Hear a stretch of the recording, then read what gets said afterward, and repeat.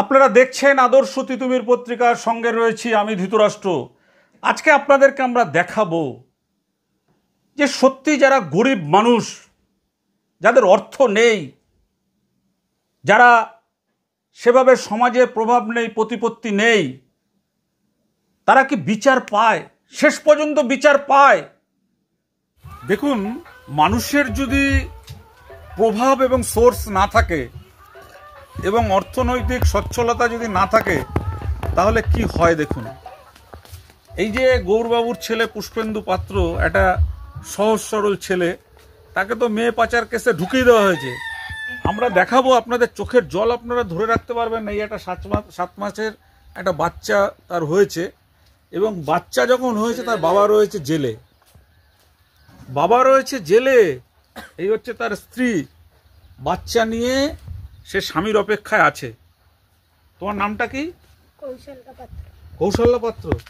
কি হয়েছিল বোন বলো তো, তোমার স্বামীকে কিভাবে কারা চক্রান্ত করে ফাঁসিয়েছে? বাবু মাইতি থেকে ফোন করে বারবার ডেকে নিয়ে যেত। আচ্ছা, ডেকে নিয়ে গিয়ে নিয়ে যেত ওখানে, আমি জানি না ঠিক কোথায় নিয়ে যেত। বাবু মাইতি বলেছিল ফোন করতো, বাবু মাইতি সব ফোনে রেকর্ড করা আছে। তোমাদের ফোনে? হ্যাঁ, রেকর্ড করেছিল, সেই ফোনটা থানায় আছে। আচ্ছা, কি মানে বাবু মাইতি কি বলে নিয়ে যেত? ফোন করে ডেকে নিয়ে যেত, আই ভাই। আচ্ছা, ভয় দেখিয়ে না এমনি কোনো কাজের জন্য ডেকে নিয়ে যেত। নিয়ে গিয়ে তারপরে বলতো আমার আত্মীয় এই দুটো মেয়েকে অমুক জায়গায় পৌঁছে দিয়ে? হ্যাঁ, এরকম ভাবে? হ্যাঁ।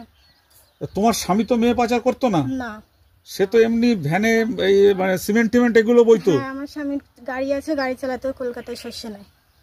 আমরা দুজন থাকতাম। তো স্বামী স্ত্রী দুজন ওখানেই থাকতে? হ্যাঁ। তা তোমার যখন এই বাচ্চাটা হলো তখন তোমার স্বামী কোথায় ছিল? জেলে। কি কেসে জেলে নিয়ে গেছে? নারী পাচার। এই বাবু মাইতিরাই ফাঁসিয়ে তোমার ছেলেকে মানে স্বামীকে জেলে ঢুকিয়েছে, তাই তো? হ্যাঁ। আপনারা দেখেছিলেন ধনঞ্জয় চট্টোপাধ্যায়কে ফাঁসি দেওয়া হয়েছিল, পরে অনেক শোরগোল হয়েছে। কলকাতার আরজি করের ডাক্তারের কেসে সিভিক ভলেন্টিয়ারকে শাস্তি দেওয়া হয়েছে, সেই নিয়ে অনেক তোলপাড় হচ্ছে যে এখানে বড় বড় রথী মহারথী যুক্ত আছে। এটা কিন্তু আওয়াজ উঠছে। আমরা এটা প্রশ্ন একটা তুলতে চাই যে আমাদের পশ্চিমবাংলার যে জেলগুলো আছে, এই জেলগুলোকে জেলের থেকে এক করা হয়েছে সংশোধনাগার। রাজ্যের যতগুলো সংশোধনাগার আছে, প্রত্যেকটা সংশোধনাগারে যদি নিরপেক্ষ তদন্ত করা হয়, এটা রাজ্য সরকার করতে পারে, মুখ্যমন্ত্রী করতে পারে, কারামন্ত্রী করতে পারে, এনারাই করতে পারে, আমরা তুলে ধরতে পারি শতকরা কতজন অপরাধী জেলবন্দি রয়েছে আর কতজন নিরপরাধ জেলবন্দি রয়েছে। আজকে আমাদের কাছে একটা এমন তথ্য আমাদের প্রতিবেদক তুলে নিয়ে এসছেন, ক্রাইম রিপোর্টার সুরেন্দ্র কুমার সিং। আপনারা শুনলে একেবারে হতচকিত হয়ে যাবেন। দেখুন, আপনারা এ খবর দেখার পরে যদি চুপচাপ থাকেন, আপনারা জাগরুক না হন, আপনাদের জীবনে এ ধরনের ঘটনা ঘটতে পারে। আমরা এর আগে আপনাদেরকে দেখিয়েছিলাম যে উত্তর 24 পরগনা জেলার হিঙ্গলগঞ্জের থানা এলাকার বাবু মাইতি, যার নাম হচ্ছে বাবু মাইতি, 48 ইয়ার্স। এই বাবু মাইতি হচ্ছে একেবারে হিঙ্গলগঞ্জের যে বর্ডার, সেই বর্ডার থেকে মেয়ে পাচার করেন। এটা আমাদের কথা না, পুলিশের রিপোর্ট আমরা দেখাচ্ছি আপনাদেরকে, পড়ে শোনাচ্ছি। সেখানে একটা বাংলাদেশি মহিলাকে পাচার করার দায়ে 3 জনের বিরুদ্ধে এফআইআর হলো। সেই 3 জন হচ্ছেন কারা কারা? 3 জন হচ্ছে, আমরা আপনাদেরকে দেখিয়েছি, আগে বলেছিলাম, আবার বলছি। ফজরে আলী মণ্ডল, 2 নম্বর হচ্ছে পুষ্পেন্দু পাত্র। আমরা এই পুষ্পেন্দু পাত্রকে নিয়ে কথা বলছি, পুষ্পেন্দু পাত্রর খবর আমরা দেখেছিলাম। 3 নম্বর হচ্ছে বিশ্বনাথ মাইতি অ্যালাইস বাবু। এই বাবু মাস্টার এই যে অপহরণের কেস, পাচারের কেস, সে কিন্তু যুক্ত রয়েছে সরাসরি, সে নিজে স্বীকার করছে, এবং তার এলাকাতে সে মদ বিক্রি করছে, আমরা দেখিয়েছি। এবং সে নিজে বলছে যে আমি 4 বছর ধরে পা ভেঙে বাড়িতে বসে আছি। নিজে বলছে সেখানে পশ্চিমবঙ্গ রাজ্য পুলিশের ভাবমূর্তিকে কিভাবে কলঙ্কিত করা হয়েছে পশ্চিমবঙ্গ রেল পুলিশের বারাসাত জিআরপি থানা আর হিঙ্গলগঞ্জ থানা, তার একেবারে জ্বলন্ত উদাহরণ আপনাদের সামনে আমরা তুলে ধরছি। জাগতে হবে মানুষকে, আপনাদের আমরা তুলে ধরছি নির্ভয়ে সাহসিকতার সাথে, মানুষের জন্য আমরা গলা তুলে কথা বলছি।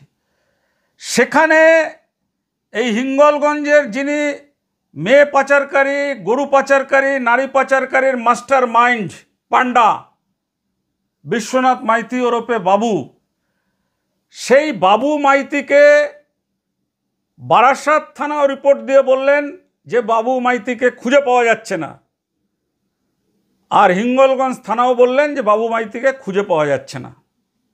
অথচ বাবু মাইতি বাড়িতে রয়েছে, আমরা দেখিয়েছি আপনাদেরকে, কথা দেখিয়েছি তার, তিনি মদ বিক্রি করছেন দেখিয়েছি। এরপরে দেখুন, আমরা তো 8-9 মাস হলো দেখালাম, এরপরও পুলিশ জাগছে না, মানুষ জাগছে না। কিন্তু এই যে পুষ্পেন্দু পাত্র, একটা গরিব ছেলে, তার কোনো ঘর নেই, বাড়ি নেই, একটা খালের ওপরে জমি নিয়ে থাকে, তার স্ত্রীকে আপনারা দেখিয়েছি, ছোট্ট একটা বাচ্চা হয়েছে, সেই বাচ্চাটা আজ পর্যন্ত তার বাবাকে দেখতে পারলো না। কেন পারলো না? পুষ্পেন্দুর অর্থ নেই বলে। যদি অর্থ থাকতো তাহলে কিন্তু পুষ্পেন্দু জেলে যেত না, এই বাবু মাইতির মতন পুষ্পেন্দুও কিন্তু এলাকায় বুকের পাটা ফুলিয়ে ঘুরে বেড়াতো। কিন্তু সে জেল খাটছে, তার টাকা নেই, ভ্যান চালক, তার বাবা রাজমিস্ত্রির জোগাড়ের কাজ করে, তাকে জেল খাটতে হচ্ছে।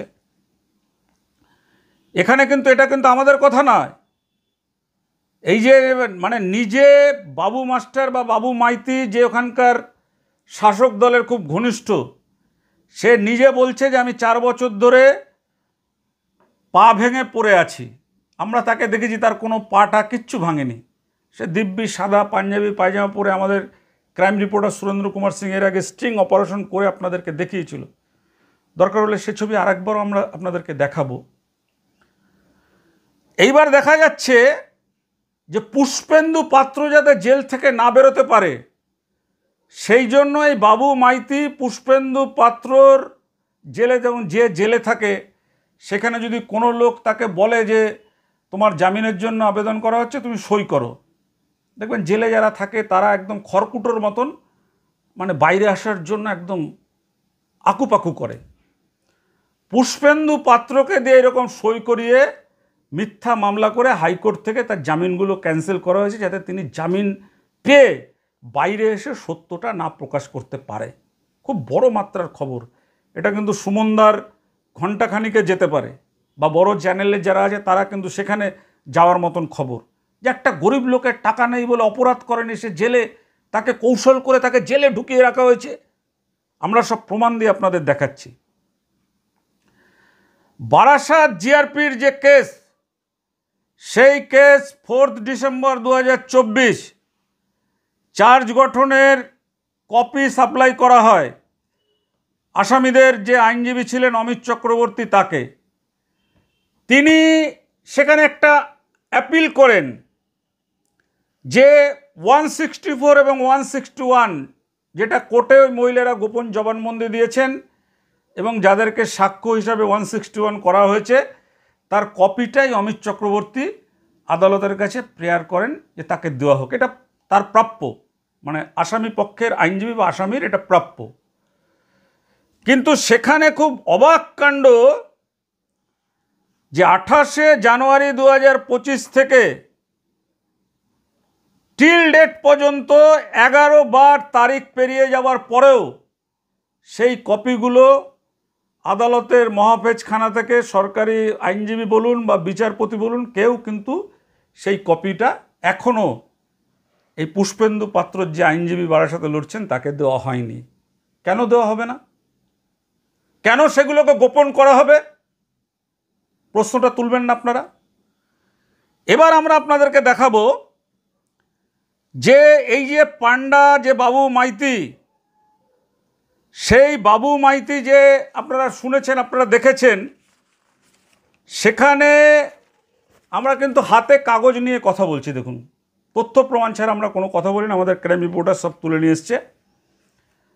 1/4/2024 the original case record is received from the learned district and session জাজ কি লিখছে, perused the case record which reveals that the charge sheet was submitted earlier but at the point of time the original record was not lying before this court and as such cognizance was withheld subject to receiving of original case record from the learned district session judge void order dated number 18/3/2024।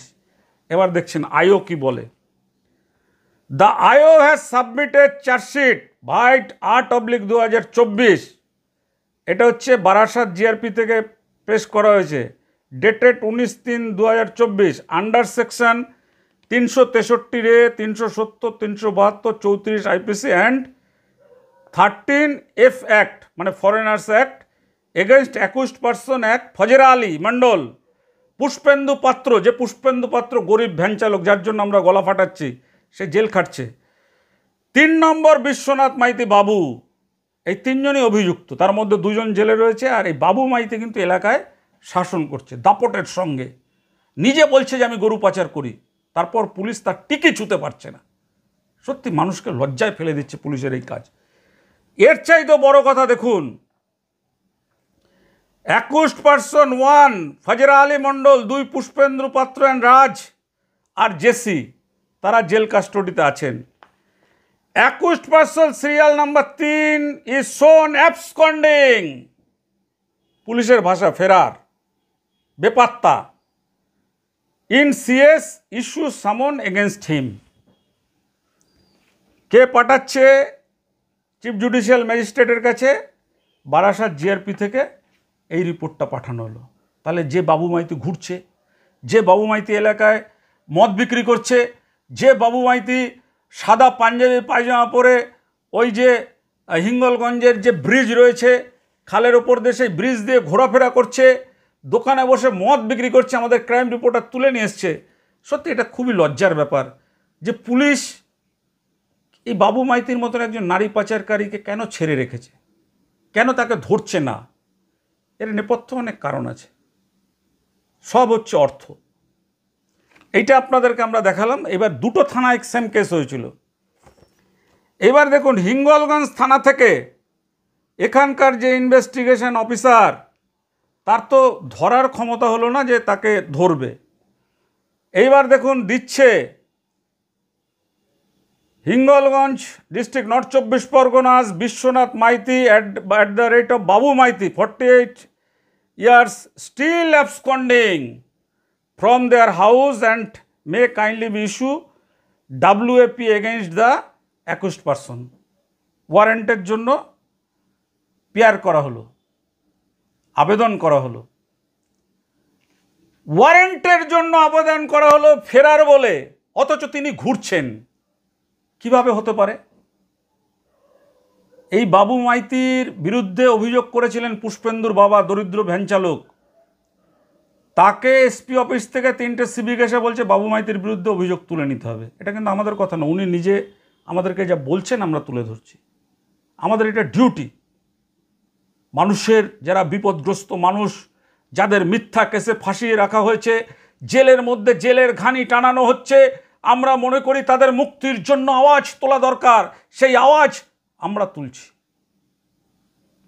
সেই আওয়াজ আমরা তুলছি। এবার দেখুন, আমরা যখন খবর দেখানো শুরু করলাম, সেই খবর দেখানো যখন চালু হলো, চালু হওয়ার পরে বাবু মাইতির খবরটা প্রকাশ্যে আসার পরে এবার বাবু মাইতি যিনি ঘুরে বেড়াচ্ছিলেন, পুলিশকে মানে কি দিয়েছেন আমরা জানি না, গুড় মিষ্টি চিনি যা দেবেন দেবেন, কারণ নাহলে পুলিশ এই রিপোর্ট দেবেন কেন? একটা লোক ঘুরছে ফিরছে, তাকে ধরতে পারছে না। এবার এই বাবু মাইতি তড়িঘড়ি কী করলেন, কলকাতা হাইকোর্টে যখন দেখলেন এই খবর বেরিয়ে গেছে, নিজের জামিনের জন্য আবেদন করেছিলেন। হাইকোর্টে আগাম জামিনের জন্য আবেদন করেছিলেন। এটা একটা মন্দের মধ্যে ভালো যে কলকাতা হাইকোর্ট পুরো ঘটনাটা বিবেচনা করে বাবু মাইতি, বিশ্বনাথ মাইতি অ্যালাইস, মেয়ে পাচারকারী, নারী পাচারকারী, গরু পাচারকারী যে নিজে বলেন, সেই বাবু মাইতির জামিনটা বাতিল করে দিয়েছেন, আগাম জামিন কলকাতা হাইকোর্ট। এবার পুলিশ কী করবে? বারাসাত জিআরপি হিঙ্গলগঞ্জ থানা, হাইকোর্টে তো তার জামিন ক্যান্সেল হয়ে গেল, আগাম জামিন।